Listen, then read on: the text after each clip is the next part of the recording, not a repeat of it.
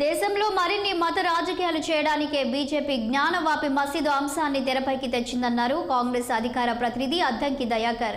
హిందువులు ముస్లింల మధ్య విద్వేషాలు రెచ్చగొట్టి ప్రపంచవ్యాప్తంగా హిందువులను అబాసుపాలు చేయడానికి బీజేపీ ప్రయత్నం చేస్తుందని ఆయన ఆరోపించారు. మతాల మధ్య వైషమ్యాలు రెచ్చగొట్టేందుకు ప్రయత్నిస్తున్న బీజేపీ కుట్రలను ప్రజలు తిప్పికొట్టాలన్నారు. రాజకీయ మతాంశంగా రావాలనే ఆలోచన 2024లో జరగబోయే ఎన్నికల్లో గెలుపొంది మెజారిటీ మైనారిటీ మధ్యన వర్గ వైషమ్యాలు పెంచడమే లక్ష్యంగా భాజపా రాజకీయాలు చేస్తున్నది.